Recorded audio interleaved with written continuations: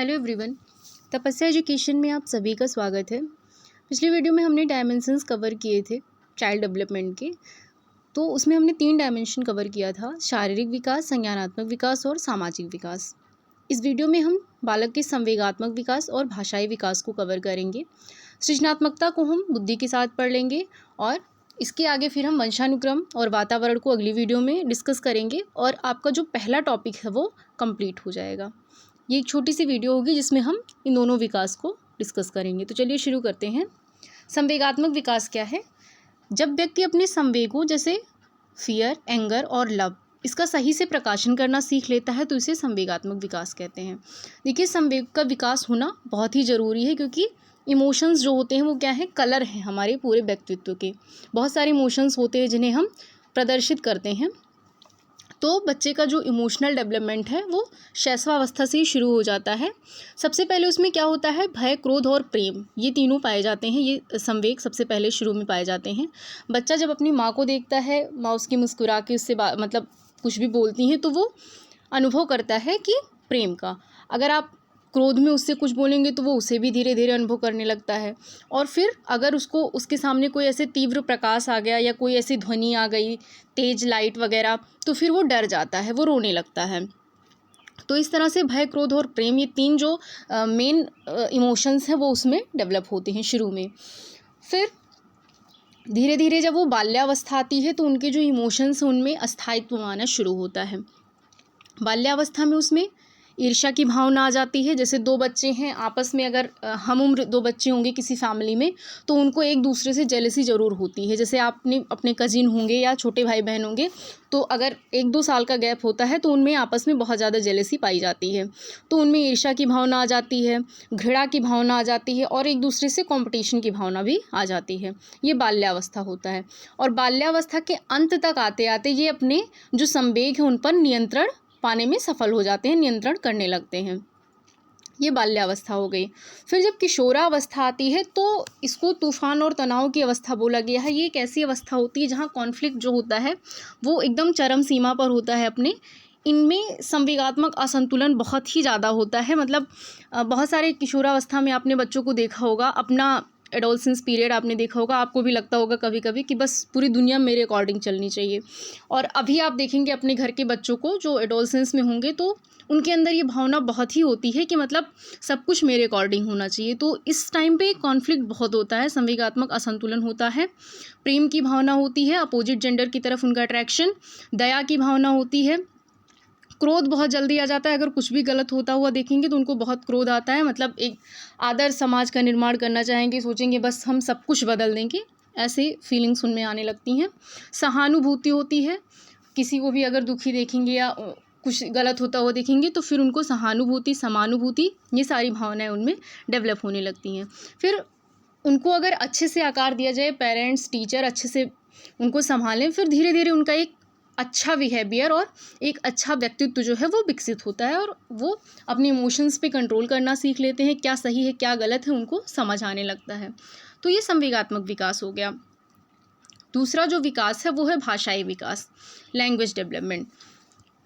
तो देखिए, जो लैंग्वेज डेवलपमेंट है उसको शैशवावस्था से लेकर फिर बाल्यावस्था तक उसको बांटा गया है। किशोरावस्था में तो बहुत ही मतलब अच्छी भाषा शैली, शुद्ध उच्चारण, अन्य भाषाओं का प्रयोग वो सीखने लगते हैं।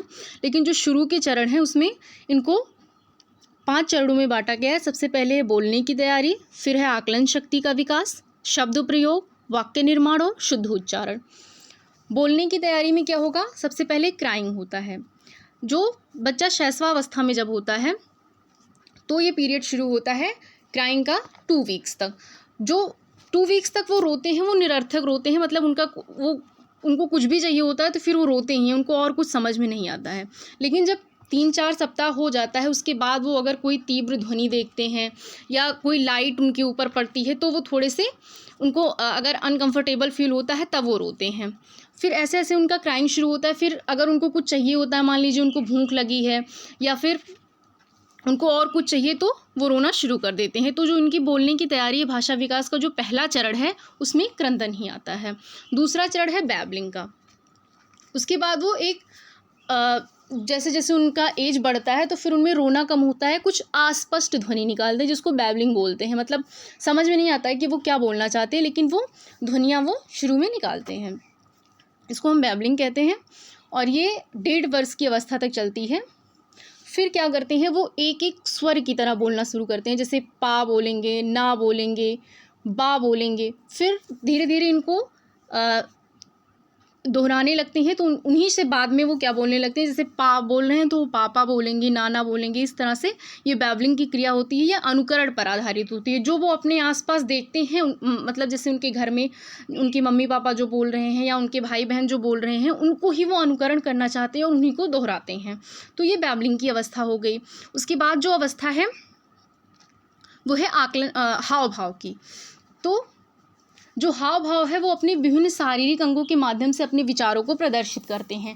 जैसे आपने देखा होगा कि वो मान लीजिए आपको देखकर अगर खुश होंगे तो वो मुस्कुराएंगे, या हाथ फैलाकर आपको बुलाएंगे, उंगलियों से इशारा करेंगे कि मुझे ये चाहिए, कोई खिलौना देखेंगे। तो ये हो गया उनके जेस्चर का प्रदर्शन, वो अपने हाव भाव को दिखाते हैं। उसके बाद है आकलन शक्ति का विकास।